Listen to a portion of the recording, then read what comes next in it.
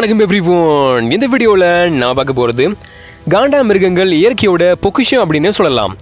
சுற்றுச்சூழலுக்கு மட்டும் இல்லாமல் மற்ற விலங்குகளுக்கும் பல விதத்தில் இதுங்க பயன்படுது. காட்டோட பன்முகத்தன்மையை அதிகரிக்கிறதுல முக்கிய பங்கு வகிக்குது. இப்படிப்பட்ட ரைனோஸ் மனிதர்களோட பேராசைனால கொஞ்சம் கொஞ்சமாக அழிக்கப்பட்டு இப்போது அழிவோட விளிம்பிலேயே இருக்குது. ஸோ இந்த உலக காண்டாமிருக தினத்தில் ரைனோஸ் பற்றின 5 இன்ட்ரெஸ்டிங்கான ஃபேக்ட்ஸ் தான் பார்க்க போகிறோம். ரைனோஸ் பற்றின பேசிக்கான ஃபேக்ட்ஸை பார்த்துட்டு அதுங்களோட இனப்பெருக்க நடவடிக்கை எப்படி இருக்கும், இதில் எத்தனை இனங்கள் இருக்குது, எங்கெங்கே இருக்குது, எப்படி வாழுதுங்கிறதையும் பார்த்துட்டு மனிதர்களால் இதுங்க படுற கஷ்டங்களையும் அந்த கஷ்டங்களை குறைக்கிறதுக்காக பயன்படுத்தப்படுற சில வழிமுறைகளையும் இங்கே நம்ம பார்க்க போகிறோம். வாங்க வீடியோக்குள்ளே போகலாம்.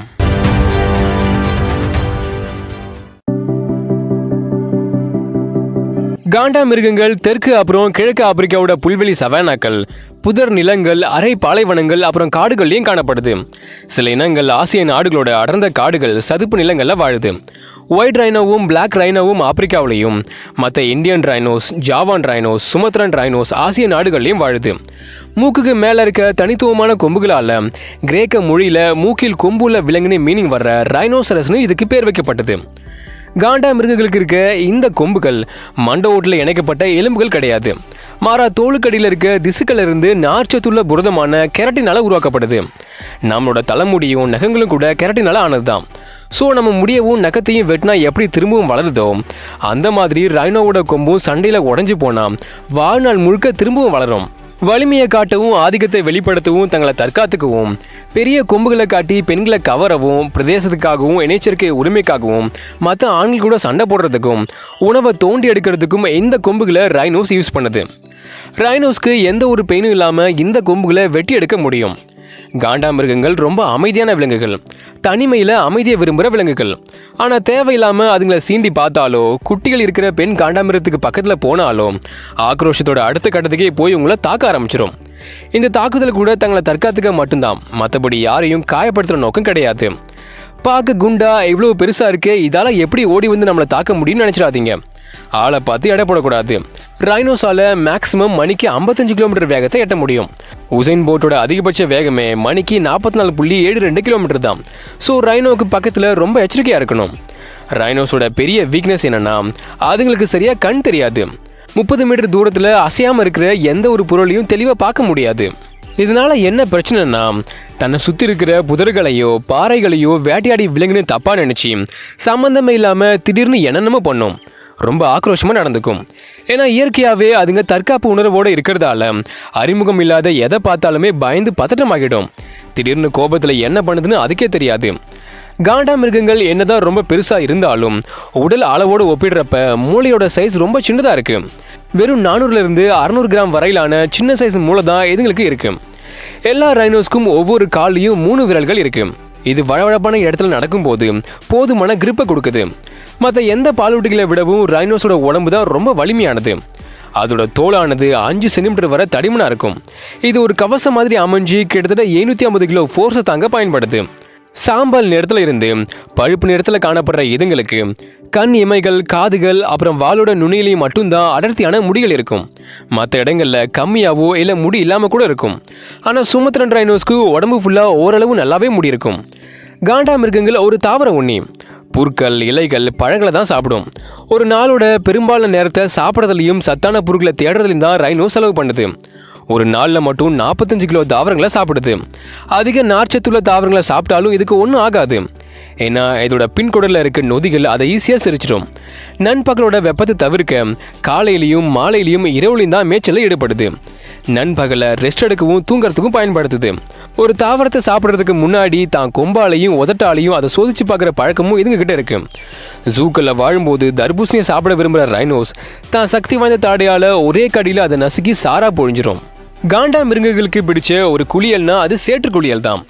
கிட்டத்தட்ட ஒரு நாளைக்கு 2 முறை சேற்றுக்குளியலை ஈடுபடுது. சேத்துல குளிக்கிறதால என்ன நன்மைனா சேத்துல குளிச்சா பிறகு சேறு அதோட உடம்புல ஒட்டி அதோட தோலை ஈரப்பதத்தோட வச்சுக்கும். சூரியனோட கடுமையான வெப்பத்தில் இருந்து பாதுகாப்பு கொடுக்கும். அப்புறம் கடைசியாக சேறு காஞ்சி போய் கீழே விழுகும்போது அதோட சேர்ந்து ரைனோட உடம்புல ஒட்டியிருந்த ஒட்டுணிகளும் கீழே விழுந்துடும். பூச்சிக்கடியிலிருந்து கூட இந்த சேறு தான் ரைனோவை பாதுகாக்குது. இதனால தான் சேத்துல குளிக்கும் போது அட்லீஸ்ட் 3 மணி நேரமாச்சும் சேத்துல உருண்டு பொருளுதுங்க. தான் உடம்புல இருந்து பூச்சிகளையும் ஒட்டுண்ணிகளையும் ரிமூவ் பண்ணுறதுக்கு ரைனோஸ் கிட்ட இன்னொரு வழி இருக்குது. அதுதான் அதுங்களோட குட்டி ஃப்ரெண்டான ஆக்ஸ்பெக்கர் பறவைங்க. இந்த ஆக்ஸ்பெக்கர் ஆப்பிரிக்க இனங்களான வெள்ளை அப்புறம் கருப்பு காண்டாமிருகத்தோட மேலே உட்காந்துக்கிட்டு உடம்புல இருக்க பூச்சிகளையும் ஒட்டுண்ணிகளையும் சாப்பிட்டு அதோட உடம்ப சுத்தப்படுத்துது. இதுக்கு பலனா சரியா கண் தெரியாத ரைனோவுக்கு மனிதர்கள் மாதிரி ஏதாச்சும் ஆபத்து வந்தா சத்தம் போட்டு கூச்சலிட்டு ரைனோவை எச்சரிக்குது. இதனால தான் ஆப்பிரிக்காவோட சுவாகிலி மொழியில காண்டாமிருகத்தின் காவலர்னு ஆக்ஸ்பெக்கஸ் அழைக்கப்படுது. இதே மாதிரியான கூட்டுறவு வாழ்க்கையில தான் இந்தியன் ரைனோஸ்க்கு மைனா மாதிரியான பறவைகள் செயல்படுது. மிகப்பெரிய அளவும் வலிமையும் தடிமனான தோலும் நீளமான கொம்புகளும் எந்த ஒரு பிரெடேட்டர்ஸும் ரைனோஸை நெருங்க முடியாத ஒன்றா மாற்றுது. இதனால நல்லா வளர்ந்த ரைனோக்கு மனிதர்களை தவிர பெருசாக எந்த எதிரியும் கிடையாது. ஆனால் ரைனோஸோட கண்ணுக்குட்டிங்க அப்படி இல்லை. இதுங்க ஈஸியாக பாதிக்கப்பட்டுரும். ஆப்பிரிக்காவில் சிங்கங்களும் சிறுத்தை புலிகளும் கழுதை புலிகளும் காட்டு நாய்களும் நைல் முதலைகளும் குட்டிகளை கொள்ளுது. ஆசியாவில் புலிகள் தான் ரைனோ குட்டிகளை கொள்ளுது. என்ன இருந்தாலும் இதெல்லாம் ரொம்ப ரேரு. ஏன்னா அம்மா பக்கத்தில் இருக்கும்போது அதை தொடக்கூட முடியாது. காண்டா மிருகங்கள் பலவிதமான சத்தங்கள் மூலமா ஒன்றுக்கு ஒன்று பேசிக்குது. சண்டை போடும்போது தன்னோட ஆதிக்கத்தை நிலநாட்ட உருமுறது, வேற ஒரு ரைனோவை அழைக்கிறதுக்கு எக்காலம் விடுறது, கோபமா இருக்கும்போது கொரட்டை விடுறது, ஏதாச்சும் ஆபத்தை பார்த்துட்டு எச்சரிக்கையா இருக்கும்போது தும்முறது, பயந்து போய் இருக்கும்போது கத்துறது, நிதானமா அமைதியா இருக்கும்போது சவுண்டை உருவாக்குறது அப்படின்னு பலவிதமான சத்தங்களை உருவாக்கி தங்களுக்குள்ள பேசிக்குது. காண்டா மிருகங்கள் சுற்றுச்சூழலுக்கும் மற்ற விலங்குகளுக்கும் தேவையான ஒன்றா இருக்கு. தண்ணிலையும் சேத்துலையும் நடந்து போகும்போதும் படுத்து உருளும் போதும் அது ஒரு பள்ளத்தை உருவாக்குது. இந்த பள்ளத்தில் தண்ணி தேங்கும் போது அதை சின்ன உயிரினங்கள் பயன்படுத்திக்குது. தாவரங்களை சாப்பிட்டு போடுற சாணமும் சிறுநீரும் தாவரங்களுக்கு உரமாக அமைஞ்சி ஊட்டச்சத்தை மறுசுழற்சி பண்ணுது. இதோட சாணம் முதுகெலும்பு இல்லாத சின்ன சின்ன உயிரினங்களுக்கு வீடாகவும் இருக்கு. இந்த சின்ன உயிரினங்களையும் பூச்சிகளையும் சாப்பிட்டு வாழ்கிற சின்ன பறவைகள் பாலூட்டிகளோட எண்ணிக்கையை அதிகரிக்குது. காண்டா மிருகத்தோட சாணமானது காட்டில் விதைகளை பரப்புறதுக்கான மூல காரணமாக அமைஞ்சி காடுகளை செழிப்பாக்குது. புதிய மரங்களோட வளர்ச்சிக்கும் பல விலங்குகளோட வாழ்க்கைக்கும் ஆதாரமாக அமைஞ்சி பன்முகத்தன்மையை அதிகரிக்குது. அப்போ காண்டா மிருகங்களையும் அதோட வாழ்விடங்களையும் பாதுகாத்தா மற்ற உயிரினங்களையும் பாதுகாக்க முடியும். மனிதர்களோட தொந்தரவு இல்லைன்னா 40 அதிகபட்சமாக 50 வருஷம் கூட ரைனோஸ் பூமியில் வாழுது. காண்டா மிருகங்கள் தனிமை விரும்புகிற ஒரு விலங்குகள். வருஷத்தோட பெரும்பாலான நேரத்தை தனிமையில தான் கழிக்கும். ஆசியாவில் இருக்க 3 இனங்களும் எப்பவுமே தனிமையில தான் வாழும். ஆனால் 2 ஆப்பிரிக்க இனங்களில் சில பெண்களும் அதோட குட்டிகளும் சேர்ந்து ஹேர்டு இல்லைனா கிராஷ்னு அழைக்கப்படுற ஒரு சின்ன கூட்டமாக வாழும். முக்கியமாக வெள்ளை காண்டாமிருக இனங்களில் தான் பெண்களும் குட்டிகளும் சேர்ந்து கிராஷுங்கிற சின்ன குழுவை உருவாக்குது. ஆனால் எல்லா இனங்களையும் ஆண்கள் தனியாக தான் வாழும். நிலப்பரப்பு அதிகமாக இருக்கும்போது தங்களுக்குன்னு சொந்தமாக பிரதேசத்தை உருவாக்கி வாழும். தான் பிரதேசத்தை சாணம் மூலமாக மார்க் பண்ணி வச்சிருக்கும். ஒவ்வொரு காண்டாமிருக சாணமும் தனித்துவமான வாசனையோட இருக்கிறதால மற்ற காண்டாமிருகங்களுக்கு அது ஒரு எச்சரிக்கையாக இருக்கும். அதாவது ஒரு ஆண் தான் சாணம் மூலமா இது என்னோட நிலப்பரப்பு, இங்கே வந்தால் என் கூட சண்டை போட வேண்டி வரும், அதனால விலகியே இருன்னு மற்ற காண்டாமிருகங்களுக்கு ஒரு எச்சரிக்கையாக இருக்கும். எச்சரிக்கையும் மீறி ஒரு ஆண் இன்னொரு ஆணோட எல்லைக்குள்ளே நுழைஞ்சா சண்டையை தவிர்க்கவே முடியாது. எது ஜெயிக்குதோ அதுக்கு தான் அந்த பிரதேசம் சொந்தமாகும். அந்த பிரதேசத்தில் இருக்க பெண்களும் அதுக்கு தான் சொந்தமாகும். சில இனங்கள் வாழ்கிற நிலப்பரப்பு பிரதேசத்தை உருவாக்க முடியாத அளவுக்கு சுருங்கி போனதால் அந்த இனங்களில் இருக்க ஆண்கள் பிரதேசத்தை உருவாக்கி வாழாது. மற்ற ஆண்களை சகிச்சுக்கிட்டு தனித்தனியாக வாழும். எப்பவுமே இப்படி தனியாக வாழ்ந்தாலும் இனப்பெருக்க காலத்தில் மேல் ரைனோஸ் தனியாக இருக்காது. தான் பிரதேசத்தில் இருக்க பெண்கள் கூடயோ இல்லை தான் பிரதேசத்தை விட்டு வெளியே இருக்க பெண்கள் கூடயோ இனி சேர முயற்சி பண்ணும். ஒரு ஆண் பெண்ணோட சிறுநீரை டேஸ்ட் பண்ணி வாயோட மேல் பக்கம் இருக்க ஜாக்கப்சன் உறுப்புக்கு அனுப்பி அந்த பெண் ஈஸ்டஸில் இருக்காங்கிறத தெரிஞ்சுக்கும். அதாவது இணை சேர தயாராக இருக்காங்கிறத தெரிஞ்சுக்கும். ஒரு பெண் காண்டாமிருகத்தோட ஈஸ்டஸ் கிட்டத்தட்ட ஒவ்வொரு மாதத்துலேயும் 3 to 6 நாள் வரை நீடிக்கும். இந்த நாட்களில் ஈஸ்டஸில் இருக்க ஒரு பெண்ணை வலிமையான ஒரு ஆண் ரைனோ தான் கண்ட்ரோலில் வச்சுருக்கும். அது மட்டும்தான் அந்த பெண் கூட இணை சேர முடியும். இந்த வலிமையான ஆணை தோக்கடிச்சா மட்டும்தான் வேற ஒரு ஆணால் அந்த பெண் கூட இணை சேர முடியும். ஈஸ்டஸ் டைமில் ஒரு பெண் ரைனோ ரொம்ப ஆக்ரோஷமாக இருக்கும். இணை சேர்றதுக்காக ஆண்களை வற்புறுத்தவோ ஆண்கள் கூட சண்டை போட கூட செய்யும். பிடிக்காத ஆண்களை ரிஜெக்ட் பண்ண கூட செய்யும். இதையெல்லாம் சமாளிச்சாதான் ஒரு ஆண் ஒரு பெண் கூட இணை சேர முடியும். இணை சேர்க்கை பல மணி நேரம் கூட நீடிக்கும். இணை சேர்க்கை வெற்றியில் முடிஞ்சதுன்னா 15 to 16 மாதம் வரை பெண் ரைனும் கர்ப்பமாக இருக்கும். கர்ப்ப காலத்துக்கு அப்புறம் ஒரே ஒரு கண்ணுக்குட்டியே போடும். பிறந்த கண்ணுக்குட்டி 30 நிமிஷத்தில் எழுந்து நின்று 2 மணி நேரத்துக்கு அப்புறம் தாய்ப்பால் குடிக்க ஆரம்பிக்கும். இப்போ குடிக்க ஆரம்பித்த தாய்ப்பாலானது 2 வயசு ஆகிற வரை நிப்பாட்டாது. அப்புறம் 2 வயசுக்கு அப்புறம் பாலை மறந்து புற்களை சாப்பிட ஆரம்பிக்கும். இப்படியே 4 வயசு வரை அம்மா கூட தான் கண்ணுக்குட்டிங்க இருக்கும். இந்த முதல் 4 வயசுல தான் ரைனோ குட்டிங்க மற்ற பிரெடேட்டர்ஸால் வேட்டையாடப்படுறதுக்கான ஆபத்துகள் நிறைய இருக்கும். ஸோ அம்மா தான் குட்டியை தனக்கு ரொம்ப நெருக்கமாக வச்சுக்கும். ஆனால் சில இனங்களில் அம்மா வீட்டு குட்டிங்க கொஞ்சம் தூரத்துலையும் காணப்படும். 4 வயசுக்கு அப்புறம் ஆண்கள் அம்மா விட்டு பிரிஞ்சு தனியாக வாழும். ஆனால் பெண்கள் முன்ன பார்த்த மாதிரி தனியாகவோ இல்லை கிராஷுங்கிற குழுக்கள்லேயே வாழும். குட்டிகள் தன்னை விட்டு பிரிஞ்சா பிறகு சில வருஷத்துல அம்மா மறுபடியும் இணை சேர ஆரம்பிக்கும். 4 வயசுல அம்மா விட்டு பிரிஞ்சு 5 to 8 வயசு ஆகும்போது ஆண்களும் பெண்களும் பாலியல் முதிர்ச்சி அடைஞ்சு இணைசேர்க்கையில் ஈடுபடும். ஆனா வெள்ளை காண்டாமிருக இனங்கள்ல ஆண்கள் 12 வயசுல கூட பாலியல் முதிர்ச்சி அடையும். அப்புறம் முக்கியமா எல்லா காண்டாமிருகங்களும் ஓரினை சேர்க்கை செய்ய முயற்சி பண்ணும். அதாவது ஆண்கள் மற்ற ஆண்கள் கூடயும் பெண்கள் மற்ற பெண்கள் கூட இணை சேர முயற்சி பண்ணும். இப்போதைக்கு பூமியில காண்டா மிருகங்கள்ல 5 இனங்கள் வாழுது. 2 ஆப்பிரிக்க இனங்களான ஒயிட் ரைனோவும் பிளாக் ரைனோவும் தெற்கு அப்புறம் கிழக்கு ஆப்பிரிக்காவோட புல்வெளி சவானாக்கள், அரை பாலைவனங்கள், காடுகள், ஈரநிலங்கள்ல வாழுது. 3 ஆசிய இனங்களான இந்தியன், ஜாவான், சுமத்ரான் காண்டாமிருகங்கள் ஆசிய நாடுகளோட அடர்ந்த காடுகள், சதுப்பு நிலங்கள், ஆற்றங்கரையில வாழுது. இப்போ ஒவ்வொரு இனத்தையும் தனித்தனியா பார்க்கலாம். ஒயிட் ரைனோஸ் 5 இனங்கள்ல இதுங்க தான் ரொம்ப பெரிய காண்டாமிருகங்கள். யானைக்கு அடுத்து நிலத்துல வாழ்ற 2வது மிகப்பெரிய பாலூட்டி ஒயிட் ரைனோஸ் தான். தலையிலிருந்து பேக் வர அதிகபட்சமா 4.5 மீட்டர் நீளத்தையும் தோள்பட்டையில 2 மீட்டர் உயரத்தையும் ரீச் பண்ற இதுங்க பொதுவா 1600 கிலோவில் இருந்து 2400 கிலோ வரை இருக்கும். ஆனா சிலது 4500 கிலோ எடையை கூட ரீச் பண்ணும். ஒயிட் ரைனோவோட வாயானது அகலமாகவும் தட்டையாகவும் சதுர வடிவில் இருக்கும். இது தரையில் இருக்க புற்களை மேயறதுக்காகவே சிறப்பாக வடிவமைக்கப்பட்டிருக்கு. ஒரு நெல் இருக்கிற மிஷின் மாதிரி செயல்படுற இதோட உதடுகள் ரொம்ப அழகா புற்களை மேய பயன்படுது. இதோட வாய் இப்படி அகலமா இருக்கிறதால தான் அகலமான அப்படின்னு மீனிங் வர்ற ஆப்பிரிக்க வார்த்தையான ஒயிட் அப்படிங்கிற வார்த்தையிலிருந்து இதோட பேர் உருவாக்கப்பட்டது. ஆனால் இந்த வார்த்தையை ஆரம்பகால ஆய்வாளர்கள் ஒயிட்னு புரிஞ்சுக்கிட்டதால இதுக்கு ஒயிட் ரைனோன்னு பேர் வைக்கப்பட்டது. மற்றபடி இது வெள்ளை கலரில் இருக்கிறதால இதுக்கு ஒயிட் ரைனோன்னு பேர் வைக்கப்படலை. ஏன்னா இதுங்க வெள்ளை கலர்லேயே இருக்காது. ஆக்சுவலாக சாம்பல் நிறத்தில் தான் இதுங்க இருக்கும். இதுங்களுக்கு மூக்கில் 2 கொம்புகள் இருக்கு. முன்பக்கம் இருக்கிற கொம்பு தான் ரொம்ப நீளமாக இருக்கும். முன்பக்க கொம்பு சராசரியாக 90 சென்டிமீட்டர் நீளம் வளர்ந்தாலும் அதிகபட்சமாக 150 சென்டிமீட்டர் நீளம் கூட வளரும். வால்லையும் காதுகள்லையும் மட்டும்தான் முடிகள் இருக்கும். மற்ற எங்கேயும் அதிகமாக முடிகள் தென்படாது. அப்புறம் முக்கியமாக முன்பக்க வாயில பற்களே இருக்காது. சதுர வடிவ உதடுகளை பயன்படுத்தி தான் புற்களை சாப்பிடுது. வெள்ளை காண்டாமிருகங்கள்ல 2 கிளை இனங்கள் இருக்கு. ஒன்று தெற்கு வெள்ளை காண்டாமிருகம், இன்னொன்று வடக்கு வெள்ளை காண்டாமிருகம். இதில் தெற்கு காண்டாமிருகத்தோட எண்ணிக்கை ஓரளவு நல்லா இருக்கிறதால எந்த பிரச்சனையும் இல்லை. ஆனால் வடக்கு வெள்ளை காண்டாமிருகங்கள் கிட்டத்தட்ட அழிஞ்சிடுச்சுன்னே சொல்லலாம். வெறும் 2 பெண்கள் மட்டும்தான் எஞ்சிருக்கு. பிளாக் ரைனோஸ் ஆப்பிரிக்காவில் வாழ்கிற ஒயிட் ரைனோஸ் இருந்து இதுங்களை வேறுபடுத்த பிளாக் ரைனோஸ்னு பேர் வைக்கப்பட்டது. மற்றபடி இதுங்க கருப்பாலாம் இருக்காது. ஒயிட் ரைனோஸ் மாதிரி இதுங்களும் கிரே கலரில் தான் இருக்கும். அப்போது அதுக்கும் இதுக்கும் என்ன வித்தியாசம்னு பார்த்தோம்னா, பிளாக் ரைனோஸ் ஆப்பிரிக்காவோட அரை பாலைவனங்கள், காடுகள், ஈர நிலங்களில் வாழ்கிறதால அங்கே இருக்கிற புதர்கள், மரங்களில் இருக்க இலைகளையும் பழங்களையும் பறித்து சாப்பிட இதோட உதடுகள் நீளமாகவும் கூர்மையாகவும் இருக்குது. இந்த கூர்மையான உதடுகள் இலைகளை பறிக்க ரொம்ப ஈஸியாக இருக்கு. ஸோ பற்களுக்கு இங்கே வேலை இல்லாதால ஒயிட் ரைனோஸ் மாதிரி இதுங்களுக்கும் வாயோட முன்பக்கம் பற்கள் இருக்காது. 2 ஆப்பிரிக்க இனங்களில் இதுங்க சின்னது, அதாவது ஒயிட் ரைனோஸை விட சின்னதாக இருக்கும். 5 இனங்களில் 4வது சின்ன இனமும் இதுதான்.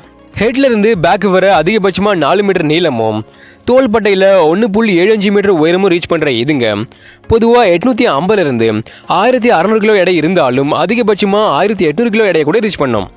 2 கொம்பு வச்சிருக்க இது சில நேரங்களில் 3 கொம்பு கூட உருவாகும்.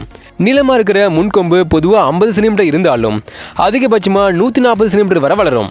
தெற்கு மத்திய, தென்மேற்கு, கிழக்கு ஆப்பிரிக்க, மேற்கு ஆப்பிரிக்கா அப்படின்னு பிளாக் ரைனோஸ்ல 4 கிளை இனங்கள் இருக்கு. இதுல மேற்கு ஆப்பிரிக்க கருப்பு காண்டாமிருகங்கள் 2011 மொத்தமா அழிஞ்சிடுச்சு. இப்போ 3 ஆசிய இனங்களை பார்க்கலாம். First one Indian rhinos. இது பெரிய ஒற்றை கொம்பு காண்டாமிருகம் அப்படின்னு அழைக்கப்பட்டது. ஏன் அப்படின்னா 5 இனங்கள்ல இதுங்க தான் 2வது மிகப்பெரிய ரைனோஸ். ஆசிய இனங்கள்ல இதுங்க தான் பெருசு. சில நேரங்களில் ஒயிட் ரைனோஸ் அளவுக்கு ஈக்குவலாக வரும். சிலது ஒயிட் ரைனோஸை விட உயரமாகவும் இருக்கும். ஆனால் ஒயிட் ரைனோஸ் அளவுக்கு தடிமனா நீளமாக இல்லாதால 2வது மிகப்பெரிய காண்டாமிருகமாக இருக்கு. இதோட சேர்ந்து ஒரே ஒரு கொம்பு மட்டுமே வளர்றதால இந்தியன் ரைனோஸ் பெரிய ஒற்றை கொம்பு காண்டாமிருகம் அப்படின்னு அழைக்கப்படுது. இதோட கொம்பு 20 இருந்து 60 சென்டிமீட்டர் நீளம் வரை இருக்கும். இந்தியன் ரைனோஸ் அதிகபட்சமாக 4 மீட்டர் நீளமும் 2 மீட்டர் உயரமும் இருக்கும். அதிகபட்சமாக 3200 கிலோ எடையை கூட ரீச் பண்ணும். இந்தியன் ரைனோஸை கண்டுபிடிக்கிறது ரொம்ப ஈஸி தான். வெள்ளி பழுப்பு நிறத்தில் இருக்கிற இதோட தோலானது தோள்பட்டையிலையும் முதுகலையும் பின்புறத்திலையும் மடிஞ்சு ஒரு கவசம் போட்டிருக்க மாதிரியான தோற்றத்தை கொடுக்கும். இந்த தடிமனான தோலில் மேல் கால்களையும் தோள்களையும் பிம்பிள்ஸ் போட்டிருக்க மாதிரி சின்ன சின்ன கட்டிகள் நிறைய இருக்கும். இந்த வித்தியாசமான தோற்றம் மூலமாக மற்ற இனங்கள்ல இருந்து இந்தியன் ரைனோஸை ரொம்ப ஈஸியாக வேறுபடுத்தலாம். அடுத்த ஆசிய இனம் ஜாவான் ரைனோஸ். மூணாவது மிகப்பெரிய காண்டாமிருகம் இதுதான். அதிகபட்சமாக 3.2 மீட்டர் நீளமும் 1.7 மீட்டர் உயரமும் இருக்கும். மேக்ஸிமம் 2000 கிலோ எடையவும் ரீச் பண்ணும். கிட்டத்தட்ட இதுங்களை பார்க்கும்போது இந்தியன் ரைனோஸை பார்க்குற மாதிரியே இருக்கும். என்ன சைஸில் கொஞ்சம் சின்னதாக இருக்கும். மற்றபடி இந்தியன் ரைனோஸ்க்கு இருக்கிற ஒற்றை கொம்பும் கவசம் மாதிரியான தோல் மடிப்புகளும் இதுங்களுக்கும் இருக்கு. ஆண் ரைனோஸ்க்கு 26 சென்டிமீட்டர் நீளமான கொம்புகள் இருக்கும். ஆனால் பெண்களுக்கு கொம்புகள் ஒரு பெரிய கட்டி மாதிரியோ இல்லை அது கூட இல்லாமையும் இருக்கும். இதுங்களோட எண்ணிக்கை ரொம்ப கம்மியாக இருக்கு. இந்தோனேஷியாவோட ஜாவாவில் இருக்க உஜிங்குலோ நேஷனல் பார்க்கில் கிட்டத்தட்ட 50 ஜாவான் ரைனோஸ் மட்டும்தான் இப்போ வாழ்ந்துட்டு இருக்கு. கடைசி ஆசிய இனம் சுமத்ரன் ரைனோஸ். 5 இனங்களில் இதுங்க தான் ரொம்ப சின்னது. 3.2 மீட்டர் நீளமும் 1.3 மீட்டர் உயரமும் ரீச் பண்ணுற இதுங்க அதிகபட்சமாக 1000 கிலோ எடை கூட இருக்கும். ஆசிய இனங்களில் 2 கொம்புகள் இருக்கிற ஒரே இனம் இதுங்க மட்டும்தான். முன்பக்கம் இருக்கிற பெரிய கொம்பு அதிகபட்சமாக 80 சென்டிமீட்டர் நீளமும், ரெண்டாவதாக வளர்கிற சின்ன கொம்பு 10 சென்டிமீட்டருக்கும் கம்மியான நீளம் தான் இருக்கும். இந்த சுமத்ரன் ரைனோஸ் 3 மில்லியன் வருஷத்துக்கு முன்னாடி வாழ்ந்த ஒல்லி ரைனோஸ்க்கு நெருங்கிய சொந்தமாக இருக்கிறதால அதுங்கள மாதிரியே இதுங்களுக்கும் உடம்புல முடிகள் வளருது. இளம் குட்டிகளுக்கு தான் அடர்த்தியான முடிகள் காணப்படுது.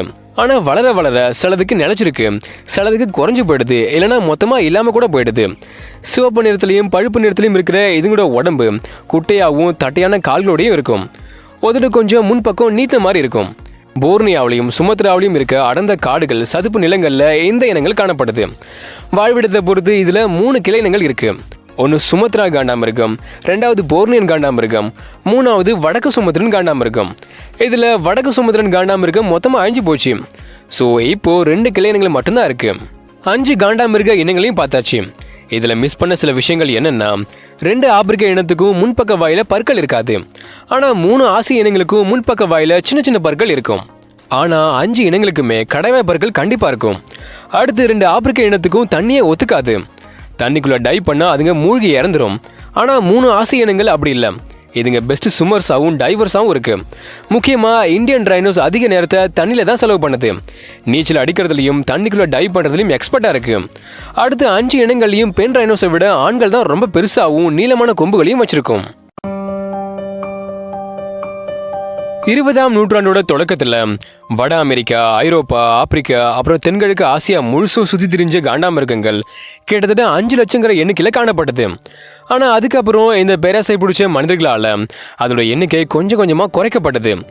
1970கள்லையும் 80கள்லையும் கத்திகளோட கைப்பிடிகள் செய்யறதுக்கு ஏமன்லையும் ஓமன்லையும் ரைனோஸோட கொம்புகளை பயன்படுத்தினதால ரைனோஸ் அதிக அளவு வேட்டையிடப்பட்டது. வியட்நாமில் ரைனோஸோட கொம்புகள் அந்தஸ்தின் சின்னமாக பார்க்கப்பட்டதாலையும் இதுங்க மோசமாக வேட்டையிடப்பட்டது. ஆனால் இதெல்லாம் விட முக்கியமான காரணம் என்னென்னா, பாரம்பரிய சீன மருத்துவத்தில் ரைனோஸோட கொம்புகளை பொடி பொடியாக்கி பயன்படுத்துறது. புற்றுநோயை சரி பண்ணவும், பால்நுறவை தூண்டவும், காய்ச்சல், வலிப்பு, ஆஸ்துமா, மூட்டு வலி, மலேரியா மாதிரியான நோய்களை சரி பண்ணவும் பாரம்பரிய சீன மருத்துவத்தில் ரைனோஸோட கொம்புகள் பயன்படுத்தப்படுது. அடுத்து ஐரோப்பாவில் விஷத்துக்கான ஒரு மருந்தாகவும், தண்ணீரை சுத்திகரிக்கவும், விஷம் கலந்த திரவங்களை கண்டுபிடிக்கவும் ரைனோஸோட கொம்புகள் பயன்படும்னு பல காலமாக நம்பப்படுது. இந்த காரணங்களாலேயும் காண்டாமிருகங்கள் கொல்லப்பட்டு அதோட கொம்புகள் வெட்டி எடுக்கப்படுது. ஆனால் இதில் நோட் பண்ண வேண்டிய விஷயம் என்னென்னா, இப்போ சொன்ன எந்த ஒரு நோய்க்குமே ரைனோஸோட கொம்புகள் ஒரு மருந்தாக இருக்குங்கிறதுக்கு எந்த ஒரு ஆதாரமும் கிடையாது. எந்த ஒரு நோய்க்கும் மருந்தா ரைனோஸோட கொம்புகள் இருக்கிறது இல்லை. இருந்தும் கூட அதோட கொம்புகளை பொடியாக்கி பாரம்பரிய சீன மருத்துவத்தில் பயன்படுத்துறதால அளவே இல்லாமல் காண்டாமிருகங்கள் வேட்டையாடப்படுது. கொம்புகள் மட்டும் இல்லாமல் அதோட முடி, நெகங்களும் மருத்துவத்தில் பயன்படுறதாலையும் இதுங்க கொல்லப்படுது. இன்னொரு பக்கம் பெருமைக்காக வேட்டையாடுற ட்ராஃபி ஹண்டிங் மாதிரியான விஷயங்களும் ரைனோஸோட எண்ணிக்கையை குறைக்குது. இந்த மாதிரி விலங்குகளுக்கு நடக்கிற அநியாயத்தை தடுக்க தான் 1973 நடந்த சர்வதேச சிட்ஸ் மாநாட்டில் போடப்பட்ட ஒரு அக்ரிமெண்ட் படி காண்டாமிருக கொம்புகளோட விற்பனை தடை செய்யப்பட்டது. இந்த அக்ரிமெண்ட்ல 1993 நாங்களும் இனிமே ரைனோஸோட கொம்புகளை மருந்தா பயன்படுத்த மாட்டோம்னு சீனாவும் கைத்து போட்டிருக்கு. சரி, இதுக்கப்புறம் ரைனோஸோட எண்ணிக்கை குறையாதுன்னு பார்த்தா அதுதான் நடக்கல. சட்டவிரோதமாக பிளாக் மார்க்கெட்டில் சீனாவுக்கும் வியட்நாமுக்கும் ஏமன், ஓமன் போன்ற நாடுகளுக்கும் ரைனோஸ் கொம்புகள் விற்கப்படுது. பிளாக் மார்க்கெட்டில் ரைனோஸோட கொம்புகளுக்கு மதிப்பு அதிகமாக இருக்கிறதால வேட்டைக்காரங்களோட ஃபர்ஸ்ட் சாய்ஸாக ரைனோஸ் தான் இருக்குது. ரைனோஸை எப்படியெல்லாம் வேட்டையாடலாம்னு கச்சிதமாக பிளான் போட்டு செயல்படுத்துகிறாங்க. ஹெலிகாப்டர்ஸில் வர போச்சர்ஸ் ரைனோஸை அழகாக டார்கெட் பண்ணி தனிமைப்படுத்தி துப்பாக்கியாலேயோ இல்லை ஈட்டியாலேயோ அதை தாக்கி கொள்றாங்க. செயின்ஸா மெஷின் மூலமாக ரைனோட கொம்பை வெட்டி எடுத்துட்டு உடல் பாகங்களை சுரண்டிட்டு கிளம்பிடுறாங்க. சில நேரம் மயக்க ஊசி செலுத்தி ரைனோட கொம்புகள் வெட்டி எடுக்கப்படுது. ஆனால் கொம்போட அடிப்பகுதி வர வெட்டி எடுக்கிறதால ரத்தப்போக்கு ஏற்பட்டு ரைனோ இறந்தும் போகுது. உலகம் முழுக்க 2009 தான் ரைனோஸோட வேட்டை ரொம்ப அதிகமாக இருந்தது. இதை தடுக்கிறதுக்கான பல பாதுகாப்பு முயற்சிகள் எடுத்தாலும் அது எல்லாமே வீணாக தான் போனது. பாதுகாப்பு முயற்சிகளில் வெறும் 3% போச்சஸ் மட்டும்தான் தடுத்து நிறுத்தப்பட்டாங்க. மீதி இருந்த 97% போச்சஸ் சுதந்திரமாக ரைனோஸை வேட்டையாடினாங்க.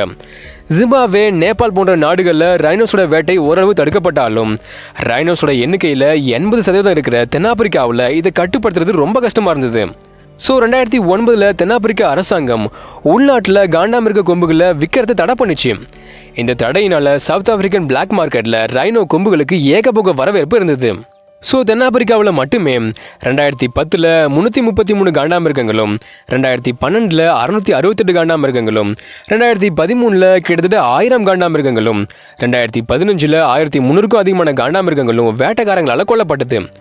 இப்படி தடை பண்ணியும் கூட தொடர்ந்து ரைனோஸ் கொல்லப்பட்டதால 2017 தடை நீக்கப்பட்டு இப்போ தென்னாப்பிரிக்க அரசாங்கமே சட்டப்பூர்வமாக ரைனோ கொம்புகளை விற்பனை பண்ண தயாராகிட்டு இருக்கு. இதனால வேட்டை குறைக்கப்பட்டு ரைனோஸ் பாதுகாக்கப்படும்னு தென்னாப்பிரிக்க அரசாங்கம் நம்புது. இப்படி அரசாங்கமே சட்டப்பூர்வமாக காண்டாமிருக கொம்புகளை விற்பனை பண்ணுறது ஒன்றும் புதுசு இல்லை. ஆல்ரெடி நமீபியா அரசாங்கம் இதை செயல்படுத்துது.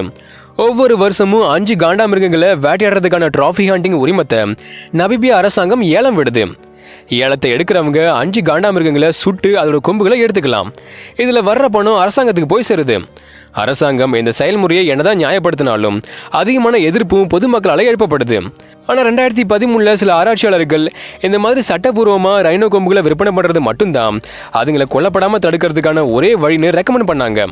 ஆனால் இந்த ரெக்கமெண்டேஷனை உலக வனவிலங்கு நிதியமான WWF முழுசாக எதிர்க்குது. காரணம் என்னன்னா, சட்டப்பூர்வமான வர்த்தகமானது கொம்புகளோட தேவையை அதிகரித்து ரைனோஸோட வாழ்க்கையவும் எண்ணிக்கையவும் குறைக்க வாய்ப்பு இருக்குன்னு கருதுனது. அப்போ ரைனோஸ் வேட்டையாடப்படாமல் இருக்கிறதுக்கு என்னதான் வழி இருக்கு? இப்போதைக்கு ரைனோஸை பாதுகாக்கிறதுக்கு 2 வழிமுறை தான் நடைமுறையில் இருக்கு. ஒன்று, ரைனோஸோட கொம்புகளை ரிமூவ் பண்ணுறது. சில இடங்களில் காண்டாமிருகங்களுக்கு மயக்கூசி செலுத்தி அதோட கொம்புகள் எந்த பாதிப்பும் இல்லாமல் ரிமூவ் பண்ணப்படுது. கொம்புகள் இல்லைன்னா வேட்டைக்காரங்க பக்கத்தில் கூட நெருங்க மாட்டாங்க. ஸோ ரைனோஸ் வேட்டையாடப்படாமல் பாதுகாக்கப்படும். இந்த செயல்முறையானது காண்டாமிருக வேட்டையை 78% வரை குறைச்சதுன்னு 2025 நடத்தப்பட்ட ஒரு ஆய்வு கண்டுபிடிச்சிருக்கு. அடுத்து இன்னொரு செயல்முறை என்னன்னா, கொம்புல விஷம் கலக்கிறது. அதாவது இளஞ்சிவப்பு சாயமும் அதில் ஒட்டுண்ணிகளை கொல்லக்கூடிய மருந்தும் கலந்து ரைனோட கொம்புல தடவப்படுது. ரைனோட கொம்பு நார்ச்சத்து நிறைஞ்சதால தடவுன மருந்து உள்ளிழுக்கப்பட்டுரும்.